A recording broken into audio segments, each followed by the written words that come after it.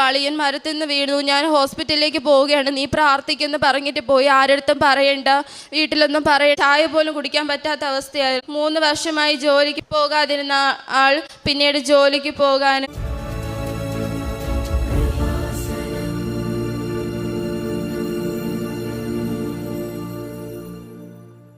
ആദ്യമായി എന്നെ ഈ അൾത്താരയിൽ ഈ അമ്മ മാതാവ് പ്രത്യക്ഷപ്പെട്ട ഈ പുണ്യമായ അൾത്താരയിൽ നിന്നുകൊണ്ട് സാക്ഷ്യം പറയാൻ അനുവദിച്ചതിന് അമ്മ മാതാവിനും തിരുക്കുമാരനും കോടാനുകോടി നന്ദി പറയുന്നു. എൻ്റെ പേര് ലിജിമോൾ. ഞാൻ തിരുവനന്തപുരം ജില്ലയിൽ പാലോട് പേരയം സെൻറ്റ് മേരീസ് ഇടവകയിൽ നിന്ന് വരുന്നു. ഞാൻ ഉടമ്പടി എടുക്കുന്നത് 2023 ഒക്ടോബർ 14 ഇവിടെ ഭയങ്കരമായി മെൻ്റലി ഡിപ്രസ്ഡായ ഒരു സമയത്ത് എനിക്ക് കൃപാസനത്തിൽ വരണമെന്നൊരു തോന്നൽ ഉണ്ടാവുകയും ഞാൻ എൻ്റെ ഹസ്ബൻഡിനോട് പറയുകയും ചെയ്തു. അങ്ങനെയാണ് ഞങ്ങളിവിടെ വരുന്നത്. അപ്പോൾ അവരിവിടെ വന്ന സമയത്ത് അവരെല്ലാവരും ഇങ്ങോട്ട് വന്ന് മാതാവിനെ കാണാൻ വന്നു. ഞാൻ ഒരു പ്രാവശ്യം ഒന്ന് മാതാവിനെ നോക്കി. എനിക്ക് ഉടമ്പടിയെ പറ്റിയൊന്നും അറിയില്ല. എന്നാലും ഞാൻ നേരെ ആ കൗണ്ടറിനടുത്തേക്ക് പോയി ഉടമ്പടി എടുക്കാൻ അവിടെ നിന്ന് ആളുകളടുത്തൊക്കെ ചോദിച്ച് എവിടെയാണ് നിൽക്കേണ്ടതെന്ന് ചോദിച്ച് അവർ കാണിച്ചു തന്നു. ഞാൻ അവിടെ നിന്ന് ഉടമ്പടി ടോക്കൺ എല്ലാം എടുത്ത ശേഷമാണ് ഹസ്ബൻഡിനോട് പറഞ്ഞു, ഉടമ്പടിക്ക് ടോക്കൺ എടുത്തു, ഞാനിനി പോവുകയാണ് എന്ന് പറഞ്ഞു. അപ്പോൾ ചേട്ടൻ്റെ കയ്യിൽ കൊച്ചിനെ കൊടുത്തിട്ട് ഞാൻ പോയി. 11 മണിയുടെ ക്ലാസ് ആയിരുന്നു. തിരിച്ചിറങ്ങിയപ്പോൾ 6:30 മണിയായി. അതുവരെയും കുഞ്ഞിനെയും കൊണ്ട് അവർ ഇവിടെയൊക്കെ നിന്നു, പുറത്തൊക്കെ നിന്നു. അന്നു മുതൽ ഞാൻ ഉടമ്പടി പ്രാർത്ഥന കറക്റ്റായി ചെയ്യാൻ തുടങ്ങി. അപ്പോൾ ഞാൻ ആദ്യമായി വെച്ച നിയോഗം എൻ്റെ ഭർത്താവിൻ്റെ ആയിരുന്നു. ചേട്ടന് 3 വർഷമായി ഒരു വാദസംബന്ധമായ രോഗമുണ്ടായിരുന്നു. എന്താണ് രോഗമെന്ന് ഒരിടത്തൊന്നും കണ്ടെത്തിയില്ല. ആദ്യം അലോപ്പതി, പിന്നെ ആയുർവേദം, ഹോമിയോ, പല രീതിയിലും ഉള്ള ചികിത്സ ചെയ്തു. പക്ഷേ എന്താണ് രോഗമെന്ന് കറക്റ്റായി കണ്ടെത്താൻ പറ്റിയില്ല. അപ്പോൾ ഞാനിവിടെ കൃപാസനത്തിൽ വന്ന് നിയോഗം വെച്ച് എന്താണ് രോഗമെന്ന് എവിടെയെന്നെങ്കിലും മാതാവേ അത് കണ്ടെത്തി തരണേ എന്ന് വെച്ചാൽ രാവിലെ എണീച്ച ഉടനെ തന്നെ ഒരു ഗ്ലാസ് കപ്പ് വെള്ളം പോലും എടുത്ത് കയ്യിൽ കുടിച്ച് ചായ പോലും കുടിക്കാൻ പറ്റാത്ത അവസ്ഥയായിരുന്നു. വിരലുകളിൽ മുത്ത് സന്ധി തോറും വേദനയും, കാൽമുട്ട് വേദനയും, നടുവേദനയും, ശരീരമാസകലം വേദനയായിരുന്നു. ആ ഒരു അവസ്ഥയിൽ ഞാൻ മാതാവിനോട് എന്നും കരഞ്ഞ് പ്രാർത്ഥിക്കുമായിരുന്നു. നേർച്ച വസ്തുക്കൾ ഉപയോഗിച്ച് പ്രാർത്ഥിക്കുമായിരുന്നു. ആഴ്ചയിൽ 2 ദിവസം ഉപവാസം എടുത്ത് ചേട്ടന് ഈ തൈലം നെറ്റി പൂശി കൊടുക്കുകയും ഉപ്പ് നാക്കിലിട്ട് പ്രാർത്ഥിക്കുകയും ചെയ്യുമായിരുന്നു. അപ്പോൾ കുറേ ദിവസത്തിന് ശേഷം 1 മാസം കഴിഞ്ഞപ്പോൾ ഞങ്ങൾക്ക് പുതിയൊരു ഹോസ്പിറ്റൽ കിട്ടുകയും ഐറിസ് പോകുമ്പോഴുള്ള ഒരു ഹോസ്പിറ്റൽ കിട്ടുകയും അവിടുത്തെ ആദ്യത്തെ ബ്ലഡ് ടെസ്റ്റ് തന്നെ പോകുമ്പോഴൊക്കെ ഞാൻ കാശ് രൂപം ചേട്ടൻ്റെ കയ്യിൽ കൊടുത്തുവിടും. ഞാൻ വീട്ടിലിരുന്ന് പ്രാർത്ഥിക്കും. എപ്പോഴും ജപമാല ചൊല്ലി പ്രാർത്ഥിക്കുമായിരുന്നു. അപ്പോൾ ഐറിസിൽ ആ ബ്ലഡ് ടെസ്റ്റിൽ തന്നെ ചേട്ടന് സോറിയാസിസ് ആർത്രൈറ്റിസ് ആണെന്ന് കണ്ടെത്തുകയും 1 മാസം കൊണ്ട് തന്നെ അവിടുത്തെ ചികിത്സയാണെന്ന് തന്നെ ഞാൻ പറയുന്നില്ല, എൻ്റെ മാതാവിൻ്റെ ആ ഒരു കൃപ കൊണ്ട് തന്നെ പെട്ടെന്ന് തന്നെ രോഗസൗഖ്യമാകുകയും 3 വർഷമായി ജോലിക്ക് പോകാതിരുന്ന ആൾ പിന്നീട് ജോലിക്ക് പോകാനും നല്ലതായി നടക്കുവാനും അവരുടെ സ്വന്തം കാര്യങ്ങളെല്ലാം ചേട്ടന് തന്നെ ചെയ്യാനും കഴിഞ്ഞു.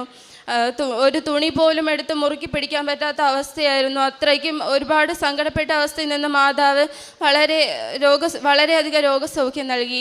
പിന്നീട് രണ്ടാമതായി എനിക്ക് പറയാനുള്ള സാക്ഷ്യം എൻ്റെ അമ്മയുടേതാണ്. ഞാൻ എൻ്റെ അമ്മയെ കണ്ടിട്ട് 13 വർഷമായിരുന്നു. എൻ്റെ അമ്മയ്ക്ക് മെൻ്റൽ പ്രോബ്ലമുള്ള ഒരു അമ്മയായിരുന്നു. അപ്പോൾ ഞാൻ 4-ലും എൻ്റെ സഹോദരൻ 8-ലും പഠിക്കുന്ന സമയത്ത് എൻ്റെ പപ്പയും അമ്മയും തമ്മിൽ ഡിവോഴ്സ്ഡായി. അത് കഴിഞ്ഞ് എൻ്റെ സഹോദരൻ പപ്പയുടെ കൂടെ പോവുകയും ഞാൻ അമ്മയുടെ കൂടെയുമായിരുന്നു. അപ്പോൾ ഞാൻ ആ സമയത്താണ് അമ്മയ്ക്ക് ഇത്രയും മാനസികമായി ഇത്രയും പ്രശ്നമുള്ളത് അറിയുന്നത്. ഇവരുടെ കൂടെയായിരുന്നപ്പോൾ എന്നും പള്ളിയിലും എല്ലാ ഞായറാഴ്ചയും പള്ളിയിൽ പോകും. വീട്ടിൽ കുടുംബ പ്രാർത്ഥനയൊക്കെ കറക്റ്റായിട്ടുണ്ടായിരുന്നു. പപ്പയ്ക്ക് മാത്രമാണ് അമ്മയുടെ ഈ സംശയ രോഗമായിരുന്നു. അമ്മയ്ക്ക് ഇത്രയും രോഗമുണ്ട്, ഇത്രയും അധികം ഇതാണെന്ന് പപ്പയ്ക്ക് മാത്രമേ അറിയാമായിരുന്നു. പിന്നീട് ഞാൻ എൻ്റെ അമ്മയുടെ കൂടെ ഒറ്റയ്ക്കായപ്പോഴാണ് അമ്മയുടെ യഥാർത്ഥ അസുഖത്തിൻ്റെ ഇതും അതിൻ്റെ തീവ്രതയും ഞാൻ അറിയുന്നത്.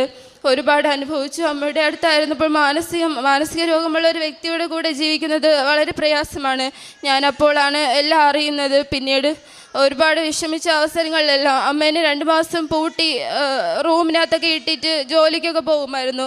ആ സമയങ്ങളിലെല്ലാം ബൈബിൾ വായന എനിക്കൊന്നും അറിയില്ല. അപ്പോൾ ഞാനൊരു 5ാം ക്ലാസ്സിൽ പഠിക്കുന്ന സമയമാണ്. അപ്പോഴും ഞാൻ ബൈബിളൊക്കെ എടുത്ത് നോക്കും, വായിക്കും. ഒറ്റയ്ക്ക് ആരും എൻ്റെ കൂടെ ഇല്ല, ആരടുത്തും പറയാൻ പറ്റില്ല, പുറത്ത് ആരടുത്തും മിണ്ടാൻ പറ്റില്ല. അങ്ങനത്തെ ഒരു അവസ്ഥയിൽ അമ്മ പോയാലും ഞാനിങ്ങനെ ഈശോയോട് പ്രാർത്ഥിക്കുമായിരുന്നു. ഈശോയുടെ ഒരു തിരുഹൃദയ ഫോട്ടോ നോക്കി ഞാൻ എപ്പോഴും പ്രാർത്ഥിക്കുമായിരുന്നു. അപ്പോൾ ആ ഒരു കരുതൽ കൊണ്ടാണ് എന്നെ ഇന്ന് ഈ നിലയിൽ എൻ്റെ മാതാവും ഈശോയെ എത്തിച്ചത്. അത് കഴിഞ്ഞ് ഞാൻ 8-ലായപ്പോഴത്തേക്കും അമ്മയ്ക്ക് നോക്കാൻ പറ്റില്ല എന്നൊക്കെ പറഞ്ഞ് എന്നെ പപ്പയുടെ അടുത്ത് കൊണ്ടുവന്നാക്കി. അത് കഴിഞ്ഞ് ഞാൻ എൻ്റെ അമ്മയെ കണ്ടിട്ടില്ല. അത് കഴിഞ്ഞ് +2 ആയപ്പോൾ എൻ്റെ കല്യാണം കഴിഞ്ഞു. അപ്പോഴൊക്കെ ഞാനിങ്ങനെ അതിനു മുമ്പ് സാമൂഹ്യനീതി വകുപ്പ് ഇന്ന് അവിടെ പേരുകടയുള്ള അവിടെ നിന്ന് നോട്ടീസൊക്കെ വരുമായിരുന്നു. അതിനിടയിൽ തന്നെ എൻ്റെ പപ്പ എൻ്റെ സഹോദരനെ നോക്കാൻ വേണ്ടി 2ാമത് വേറെ കല്യാണമൊക്കെ കഴിച്ചു. അപ്പോൾ ഞാൻ പപ്പയുടെ അടുത്തായപ്പോഴും എനിക്ക് വീട്ടിലൊന്നും പറയാൻ പറ്റില്ല. പപ്പ നന്നായി മദ്യപിക്കുന്ന ഒരാളായിരുന്നു. വീട്ടിൽ അമ്മേനെ എനിക്ക് കാണണമെന്നൊക്കെ ആഗ്രഹമുണ്ട്, പക്ഷെ ഒന്നും പറയാൻ പറ്റില്ല. ആ ഒരവസ്ഥയിൽ ഞാനിങ്ങനെ എപ്പോഴും മാതാവിനോട് പ്രാർത്ഥിക്കുമായിരുന്നു. ഇവിടെ വന്ന നിയോഗത്തിൽ ഞാൻ അമ്മയുടെ ഇത് വെച്ചു. 2ാമത്തെ പുതുക്കലിന് മുമ്പായി തന്നെ എനിക്ക് എൻ്റെ അമ്മ എവിടെയുണ്ടെന്ന് അറിയുവാനും എൻ്റെ അമ്മ മാതാവ് അനുഗ്രഹിച്ചു. വലിയൊരു അനുഗ്രഹമായിരുന്നു അത്. അപ്പോൾ ഞാൻ ഒരു ദിവസം അത് ഞാൻ ഇങ്ങനെ എവിടെയാണെന്ന് അറിഞ്ഞ് ഞങ്ങൾ പോയപ്പോൾ അമ്മ ഇവിടെ പോത്തങ്കോട് കരുണാലയത്തിലുണ്ടെന്ന് പറഞ്ഞു. അവിടെ ചെന്നപ്പോഴത്തേക്കും അവിടുത്തെ സിസ്റ്റർ പറഞ്ഞു, ഞാനിങ്ങനെ കരഞ്ഞ് അമ്മയ്ക്ക് എന്നെ മനസ്സിലായില്ല. 13 വർഷത്തിന് ശേഷം ഒരു മകളെ കാണുമ്പോൾ പെട്ടെന്ന് മനസ്സിലാകില്ല. അങ്ങനെ അമ്മയ്ക്ക് അറിഞ്ഞില്ല ഇതാരാണെന്ന് എനിക്കറിയില്ല പോകുന്നൊക്കെ പറഞ്ഞു. ഞാനങ്ങനെ സങ്കടപ്പെട്ട് പൊട്ടിക്കരഞ്ഞുകൊണ്ട് അവിടെ ഇരുന്ന സമയത്ത് അവിടുത്തെ സിസ്റ്ററിൻ്റെ അടുത്ത് ഞാൻ അറിയാതെ പറഞ്ഞു, സിസ്റ്ററെ ഞാൻ കൃപാസനത്തിൽ വന്ന് ഉടമ്പടി എടുത്താണ് എനിക്ക് എൻ്റെ അമ്മയെ കിട്ടിയതെന്ന് പറഞ്ഞു. അപ്പോൾ അവർ അമ്മയെടുത്ത് പറഞ്ഞു, കണ്ടോ നിങ്ങളുടെ മോള് വന്ന് ഉടമ്പടിയൊക്കെ എടുത്ത് പ്രാർത്ഥിച്ചാണ് നിന്നെ കിട്ടിയത്, എന്നിട്ട് ഇത് അറിഞ്ഞുകൂടാന്ന് പറഞ്ഞു മോളെങ്ങനെ തള്ളിക്കളയരുത്, ഒന്ന് ആലോചിച്ച് നോക്കൂ എന്നൊക്കെ പറഞ്ഞു. പിന്നെയും ഞങ്ങൾ പരസ്പരം സംസാരിച്ചു. അമ്മ പറഞ്ഞു, പോട്ടെ മോളെ, ഇത്രയും വർഷമായി ഞാൻ മക്കളെ കണ്ടിട്ട് അതുകൊണ്ടാണ് മനസ്സിലാവാത്തത്, എന്നോട് പൊറുക്കണേ എന്നൊക്കെ പറഞ്ഞു. പിന്നെ ഞങ്ങൾ കുറേ നേരം സംസാരിച്ചു. അപ്പോഴാണ് അവിടുത്തെ സിസ്റ്റർ പറഞ്ഞത്, ഇത് ഒരു മാതാവിൻ്റെ നിയോഗം പോലെയാണ്, നീ നിയോഗത്തിൽ വെച്ചത് കൊണ്ട് മാതാവ് ഇടപെട്ടതാണ്. എനിക്കന്ന് ലാലി എന്നാണ് എൻ്റെ അമ്മയുടെ പേര്. അന്ന് ഹോസ്പിറ്റലിൽ കൊണ്ടുപോകേണ്ട ആവശ്യമില്ലായിരുന്നിട്ട് കൂടി ഞാൻ ഹോസ്പിറ്റലിൽ എൻ്റെ അമ്മയെ സിസ്റ്റർ കൊണ്ടുപോയി അവിടെ അവർ എണീക്കാൻ സമയത്താണ് ആ ഡോക്ടറിനോട് പറയുന്നത്, ഡോക്ടറെ ലാലിയുടെ ബന്ധുക്കളെ എങ്ങനെയും കണ്ടുപിടിക്കാൻ പറ്റുമെങ്കിൽ കണ്ടുപിടിക്കണം, അവർ വല്ലാതെ വീട്ടുകാരെയൊക്കെ കാണാൻ വല്ലാത്ത ഇതിലാണ് എന്ന് പറഞ്ഞു. ആ ഡോക്ടർ പറഞ്ഞു, ലാലിയുടെ ഇരിക്കി എവിടെയാണ് വീടെന്നൊക്കെ ചോദിച്ചു. അമ്മ പറഞ്ഞു, പാലുവള്ളിയിലാണ്, എനിക്കൊരു മോളുണ്ട്, എൻ്റെ ബന്ധുക്കളൊക്കെ ഉണ്ടെന്ന് അമ്മ പറഞ്ഞു. അപ്പോഴാണ് ആ ഡോക്ടർ ഇതിനു മുമ്പ് പാലോട് ഹോസ്പിറ്റലിൽ ഇരുന്നിട്ടുള്ള ഡോക്ടറായിരുന്നു. ആ ഡോക്ടർ അപ്പോൾ തന്നെ ഞങ്ങളുടെ ആശാവർക്കറായ ലത ആൻറ്റിയെ വിളിച്ചു. ലത ആൻറ്റി ഞങ്ങളുടെ ഒരു ബന്ധുവായിരുന്നു. അപ്പോൾ തന്നെ ലത ആൻറ്റി ചേട്ടനെ വിളിച്ച് സംസാരിച്ചു, കൊണ്ടുപോകാമെന്നൊക്കെ പറഞ്ഞു. ഞങ്ങൾ പോയി. അപ്പോൾ ആ സിസ്റ്റർ പറഞ്ഞു, വലിയൊരു നിയോഗമാണ്, അത് വലിയൊരു സാക്ഷ്യമാണ്, നീ അവിടെ ചെന്ന് ഇത് സാക്ഷ്യപ്പെടുത്തണമെന്ന് സിസ്റ്റർ എന്നോട് പറഞ്ഞു. അങ്ങനെ എനിക്ക് 13 വർഷമായി കാണാതിരുന്ന എൻ്റെ അമ്മയെ എൻ്റെ അമ്മ മാതാവ് എനിക്ക് കൊണ്ടു തന്നു. ഇപ്പോൾ വല്ലപ്പോഴൊക്കെ പോകുവാനും മിക്കപ്പോഴും പോകുവാനും അമ്മയ്ക്ക് എന്തെങ്കിലും ഒക്കെ സഹായിക്കുവാനും വന്ന് നോക്കുവാൻ പറ്റിയ ഒരു സാഹചര്യമല്ല അമ്മയ്ക്ക്. ആ മെഡിസിനും കാര്യങ്ങളും അത് പോകുമ്പോഴത്തേക്ക് അമ്മയ്ക്ക് വീണ്ടും അസുഖം വരാം. അസുഖം നന്നായി കുറഞ്ഞെന്ന് പറയാൻ പറ്റില്ല, എന്നാലും ആദ്യത്തിൽ നിന്നുമൊക്കെ നല്ലതുപോലെ മാറ്റം വന്നു. അപ്പോൾ അവരും പറഞ്ഞു, നന്നായി ഇവിടെ നിൽക്കുന്നുണ്ടെങ്കിൽ അങ്ങനെ നിങ്ങൾ വന്ന് കണ്ടാൽ മതി, വല്ലപ്പോഴൊക്കെ വിളിച്ചാൽ മതി എന്ന് പറഞ്ഞു. ഇത് എൻ്റെ 2ാമത്തെ സാക്ഷ്യം. പിന്നെ 3ാമത്തെ സാക്ഷ്യം എൻ്റെ മകളുടേതാണ്. ഇതെൻ്റെ മകൾ ജുവൽ. ഇവൾക്ക് 2021 ഇവൾ ജനിക്കുന്നത്. ആ സമയത്ത് കൊറോണ സമയത്താണ് ജനിക്കുന്നത്. അത് കഴിഞ്ഞ് അവൾക്ക് എല്ലാ മാസവും അസുഖം വരുമായിരുന്നു, കഫക്കെട്ടും അങ്ങനെയുള്ള കാര്യങ്ങളും, ചുമയും പനി ന്യൂമോണിയൊക്കെ വരുമായിരുന്നു. 2 വയസ്സിനിടയിൽ 3 പ്രാവശ്യം അവൾ ഹോസ്പിറ്റലിൽ അഡ്മിറ്റ് ആവുകയും ICUലൊക്കെ ആവുകയും ചെയ്തു. അവൾക്ക് എപ്പോഴും ന്യൂമോണിയ ആയിരുന്നു. എന്ത് കൊടുക്കാനും പേടിയായിരുന്നു. എന്ത് ആഹാരം കൊടുത്താലും തണുപ്പുള്ള അവസ്ഥയിൽ ഒരിടത്തും കൊണ്ടുപോകാൻ അങ്ങനെയൊക്കെ വല്ലാത്തൊരു ഇതായിരുന്നു. 1 വയസ്സ് 2 വയസ്സിലെ ബർത്ത്ഡേ ഒന്നും ആഘോഷിച്ചില്ല, ഹോസ്പിറ്റലിലായിരുന്നു. അപ്പോഴൊക്കെ ഒരു ആഘോഷത്തിനും അവൾക്ക് പങ്കെടുക്കാൻ പറ്റിയിട്ടില്ല. അപ്പോൾ ഞാനിവിടെ വന്ന് അമ്മ മാതാവിന് നിയോഗം വെച്ച് കരഞ്ഞ് പ്രാർത്ഥിച്ചു. അതിനുശേഷം ഇന്ന് വരെ എൻ്റെ മകൾക്ക് ഒരസുഖം വന്നിട്ടില്ല. ഹോസ്പിറ്റലിൽ കൊണ്ടുപോകേണ്ടി വന്നിട്ടുള്ള ഇടയ്ക്കൊക്കെ കൊണ്ടുപോകേണ്ടി വന്നിട്ടുണ്ടെങ്കിൽ അത്ര വലുതായി ഒരു അസുഖം വന്നിട്ടില്ല. അവൾക്ക് ആ ബുദ്ധിമുട്ടുകളെല്ലാം മാറ്റിക്കൊടുത്ത അമ്മ മാതാവിന് നന്ദി. എന്ത് വന്നാലും ഞാൻ എൻ്റെ 2 മക്കൾക്കും അസുഖം തുടങ്ങുമ്പോൾ തന്നെ വിശുദ്ധ തൈലം ഉപയോഗിച്ച് കുരിശ് വരച്ചു കൊടുക്കുകയും അവർക്ക് കൊടുക്കുന്ന കഞ്ഞിയിൽ ഉപ്പിട്ട് പ്രാർത്ഥിച്ച് കൊടുത്ത തീരും വരെ വിശ്വാസ പ്രമാണം ചൊല്ലി പ്രാർത്ഥിച്ച് കഞ്ഞി കൊടുക്കുകയും ചെയ്യുമായിരുന്നു. ഇനി 4ാമത്തെ സാക്ഷ്യം എൻ്റെ ഭർത്താവിൻ്റെ ചേച്ചിയുടെ ഭർത്താവാണ്. ഇത് സുരേഷ്. പുള്ളിക്കാരന് മരം വെട്ടുക, അങ്ങനെ തെങ്ങിൽ കയറ്റുക, അങ്ങനെയൊക്കെയുള്ള ജോലിയാണ്, കൂലിപ്പണിയാണ്. അപ്പോൾ കഴിഞ്ഞ നവംബറിൽ അണ്ണൻ ഇതുപോലെ ഒന്ന് മരത്തിൽ നിന്ന് വീണായിരുന്നു. അപ്പോൾ ചേട്ടൻ എൻ്റെ അടുത്ത് രാവിലെ പറഞ്ഞു, അളിയൻ മരത്തിൽ നിന്ന് വീണു, ഞാൻ ഹോസ്പിറ്റലിലേക്ക് പോവുകയാണ്, നീ പ്രാർത്ഥിക്കുമെന്ന് പറഞ്ഞിട്ട് പോയി, ആരടുത്തും പറയണ്ട, വീട്ടിലൊന്നും പറയണ്ട, ആരടുത്തും പറയണ്ട, നീ പ്രാർത്ഥിക്കുമെന്ന് പറഞ്ഞു. ചേട്ടൻ പറഞ്ഞിട്ട് പോയ നേരം മുതൽ ഞാൻ മാതാവിൻ്റെ ഫോട്ടോയും എടുത്ത് വെച്ച് ആരടുത്തും പറയാൻ പറ്റില്ല. അതുകൊണ്ട് ഞാൻ ഈ ആഴ്ചയിൽ 2 ദിവസം ഉപവാസം എടുക്കുന്നതുകൊണ്ട് അമ്മയ്ക്കൊക്കെ അറിയാം ഞാൻ പ്രാർത്ഥിക്കും, ചെന്നിരുന്ന് മുട്ടുകുത്തി പ്രാർത്ഥിക്കണം. അപ്പോൾ അമ്മ അത് കാര്യമാക്കിയില്ല. അപ്പോൾ ഞാൻ അന്ന് ഉപവാസത്തിലും കൂടെ ആയിരുന്നു. ഞാൻ ചെന്ന് അമ്മ മാതാവിൻ്റെ ഫോട്ടോ എടുത്ത് വെച്ച് പ്രാർത്ഥിച്ചു. ഞാൻ മാതാവിനോട് ഇത്രേ പറഞ്ഞോളൂ, അമ്മ മാതാവേ, ഒരു കുഴപ്പവുമില്ലാതെ ഇവിടെ നിന്ന് പോയതുപോലെ അണ്ണൻ തിരിച്ചു വരണം, ഒരു കുഴപ്പവും വരരുത്, പൊട്ടൽ അങ്ങനെയുള്ള ഒരു കാര്യങ്ങൾ വരരുത്. മാതാവ് പൊട്ടൽ വല്ലതും ഉണ്ടെങ്കിൽ ഇപ്പോൾ തന്നെ സഞ്ചാരി മാതാവായി ചെന്ന് അത് തൊട്ട് ഒരു സ്ക്രാച്ചാക്കി മാറ്റണേ അമ്മയെന്ന് ഞാൻ പ്രാർത്ഥിച്ചു. അതുപോലെ തന്നെ ഞാൻ സമ്പൂർണ്ണ ജപമാല ചൊല്ലി, ഒറ്റ ഇരിപ്പിന് സമ്പൂർണ്ണ ജപമാല ചൊല്ലി പ്രാർത്ഥിച്ചു. 9 കരുണക്കൊന്ത നൊവേന കണക്ക് ഞാൻ ചൊല്ലി. അത് കഴിഞ്ഞ് 1 മണിയായപ്പോൾ MRI സ്കാൻ എടുത്തു, CT സ്കാൻ എടുത്തു. ആ സമയത്തൊക്കെ ചേട്ടനെ വിളിച്ച് ചോദിച്ചുകൊണ്ടിരുന്നു. ചേട്ടൻ പറഞ്ഞു, ഞാൻ ഇവിടേക്ക് കൊണ്ടുപോവുകയാണ്, ഞാൻ എൻ്റെ കാശ് രൂപയാണ് എൻ്റെ കയ്യിൽ കൊടുത്ത് പ്രാർത്ഥിക്കാൻ പറഞ്ഞു.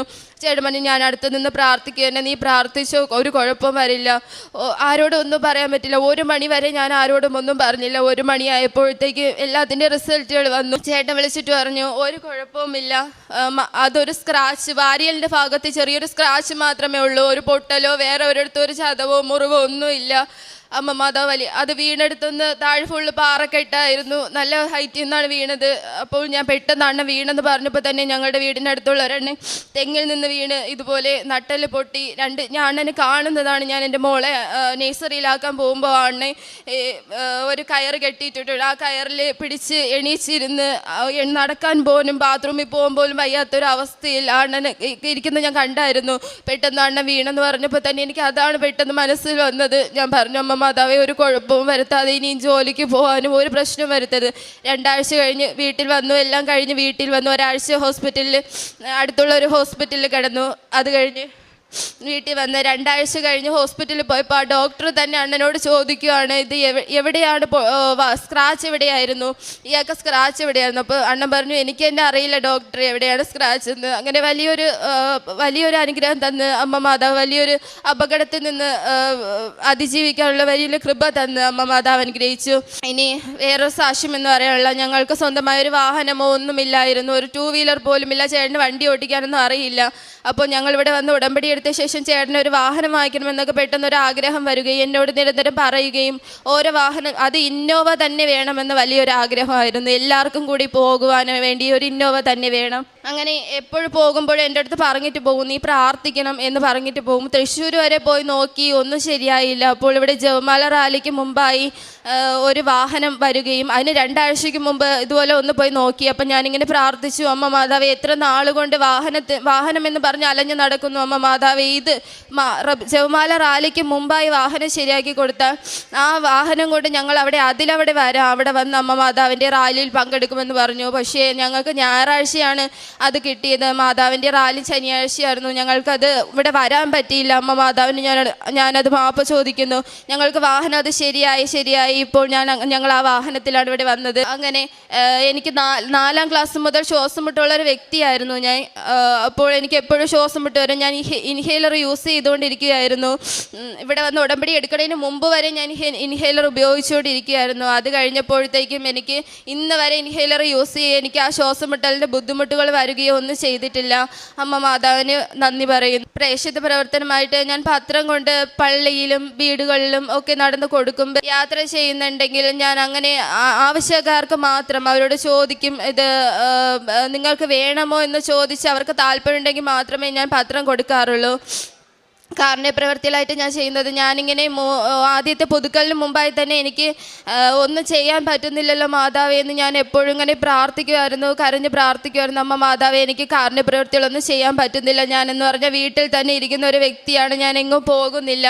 അങ്ങനെയൊക്കെ ഞാനിങ്ങനെ സങ്കടപ്പെടുമായിരുന്നു. അപ്പോഴാണ് എനിക്ക് എൻ്റെ അമ്മയെ ഇതുപോലെ മാതാവ് കൊണ്ടു തന്നത്. അപ്പോഴവിടെ ഒരു 98 അന്തേവാസികളുണ്ട് അമ്മയുള്ള സ്ഥലത്ത്. അപ്പോൾ അവിടെ പോകുമ്പോൾ അമ്മയ്ക്ക് മാത്രമായി ഒന്നും ഞങ്ങൾക്ക് കൊണ്ടുപോകാൻ പറ്റില്ല. അപ്പോൾ എല്ലാവർക്കും എല്ലാവർക്കും വേണ്ടി എന്തെങ്കിലും കൊണ്ടുപോകുമ്പോൾ, ഇപ്പോൾ ക്രിസ്മസിന് പോയപ്പോൾ കേക്ക് ആയാലും അതെല്ലാവർക്കും വേണ്ടി പങ്കുവയ്ക്കാൻ കണക്കിന് നമുക്ക് കൊണ്ടുപോകാൻ പറ്റും. അതൊരു കാരുണ്യപ്രവൃത്തിയെ ഞാൻ കാണുന്നു. പിന്നെ ആര് വന്ന് എന്ത് ചോദിച്ചാലും, ഒരു ഗ്ലാസ് വെള്ളം ചോദിച്ചാലും ഞാൻ അവർക്കത് കൊടുക്കും.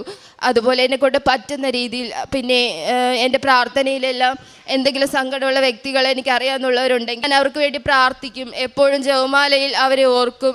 ഒരു ദിവസം ഫുള്ള് സമ്പൂർണ്ണ ജപമാല ഞാൻ ചൊല്ലി തീർക്കും. കരുണക്കൊന്ത ചൊല്ലും. ചുമ്മാ കിട്ടുന്ന അവസരങ്ങളിലെല്ലാം, കിട്ടുന്ന അവസരമല്ല, ജോലി ചെയ്തുകൊണ്ട് നിന്നാലും എനിക്ക് എല്ലാ രഹസ്യങ്ങളും കാണാതെ അറിയാം. അതുകൊണ്ട് ഞാൻ ഇങ്ങനെ മനസ്സിൽ ചൊല്ലിക്കൊണ്ട് കിട്ടുന്ന സമയങ്ങളിലൊക്കെ കൊന്തയെടുത്ത് കയ്യിൽ വെച്ച് എപ്പോഴും ജപമാല ചൊല്ലാൻ അമ്മ മാതാവ് സഹായിച്ചു. അമ്മ മാതാവിൻ്റെ ഉടമ്പടിയിലൂടെ എനിക്ക് ആത്മീയമായി ഒരുപാട് വളരാൻ എൻ്റെ അമ്മ സഹായിച്ചു. എന്നും പള്ളിയിൽ പോകാനും, ഇന്ന് രാവിലെ വെട്ടം പോലും വീഴില്ല, എൻ്റെ മകളെയും കൊണ്ട് ഞാൻ പള്ളിയിൽ പോകും ഇന്ന് രാവിലെ. പറ്റുന്ന ദിവസങ്ങളെല്ലാം, മിക്ക ദിവസങ്ങളിലും രോഗങ്ങളൊന്നും വേറെ അസൗകര്യങ്ങളൊന്നും ഇല്ലെങ്കിൽ ഞങ്ങൾ എല്ലാ ദിവസവും പള്ളിയിൽ പോകും. ഇന്ന് വരെ ഉടമ്പടി എടുത്തതിൽ പിന്നെ 1 വർഷം കഴിഞ്ഞു. ഞാൻ ഇന്ന് വരെ ഒരു ഞായറാഴ്ചയും പള്ളിയിൽ മുടങ്ങിയിട്ടില്ല. അങ്ങനെ ഒരുപാട് അനുഗ്രഹങ്ങൾ തന്ന എൻ്റെ അമ്മ മാതാവിനെ തിരുക്കുമാരന് ഞാൻ കോടാനുകോടി നന്ദി അറിയിക്കുന്നു. ലൂക്ക 1:37. ദൈവത്തിന് എല്ലാം സാധ്യമാണ്. ലിജിമോള് അമ്മയെ കാണണമെന്ന ആഗ്രഹം ആരോടെല്ലാം പറഞ്ഞെങ്കിലും അതൊന്നും നിവൃത്തിയാക്കുവാനായിട്ട് സാധിച്ചില്ല. ആ ഒരു സങ്കടം പിന്നെ ഉടമ്പടിയിൽ പരിശുദ്ധ അമ്മ വഴിയാണ് ഈശോയ്ക്ക് സമർപ്പിക്കുന്നത്. അങ്ങനെ നേരിട്ട് അമ്മ വഴി സമർപ്പിച്ച ഈ ഒരു ആഗ്രഹം നിവർത്തിച്ച് കിട്ടി ഇവിടെ സാക്ഷ്യം പറയുകയാണ്. അതുകൂടാതെ ലഭിച്ച രോഗസൗഖ്യങ്ങൾ, ആദ്യം രോഗം എന്താണെന്ന് കണ്ടുപിടിക്കാത്ത അവസ്ഥയിലൂടെ കടന്നു പോകുന്നു. ഉടമ്പടിയിൽ വന്നു കഴിഞ്ഞപ്പോൾ അത് കണ്ടെത്തുവാനായി സാധിക്കുന്നു. പ്രോപ്പറായ ചികിത്സ കിട്ടുന്നു. ലിജിമോൾ അതോടൊപ്പം തന്നെ ചെയ്യുന്ന കാര്യങ്ങളുണ്ട്. 4 ജപമാല എല്ലാ ദിവസവും ചൊല്ലുന്നു. ഒരു സമ്പൂർണ്ണ ജപമാല. പ്രാർത്ഥിക്കുവാനുള്ള മനസ്സ്, പരിശുദ്ധ അമ്മയുടെ കൂടെ ആയിരിക്കുവാനുള്ള മനസ്സ്. അങ്ങനെ ദൈവത്തിൻ്റെ മക്കളാകുവാനായിട്ടുള്ള നമ്മുടെ ആഗ്രഹമാണ് ദൈവം നമ്മുടെ കാര്യങ്ങൾ, വിഷയങ്ങൾ കൂടുതൽ ഏറ്റെടുത്ത് സഹായിക്കുവാനായിട്ട് എല്ലാം ഉപയോഗപ്പെടുന്നത്. പരിശുദ്ധ അമ്മയിലൂടെ ദൈവം ഈ കുടുംബത്തിന് നൽകിയ എല്ലാ അനുഗ്രഹങ്ങൾക്കും കൈയടിച്ച് ദൈവത്തെ മഹത്വപ്പെടുത്താം. യേശുവേ നന്ദി, യേശുവേ സ്തോത്രം, യേശുവേ ആരാധന.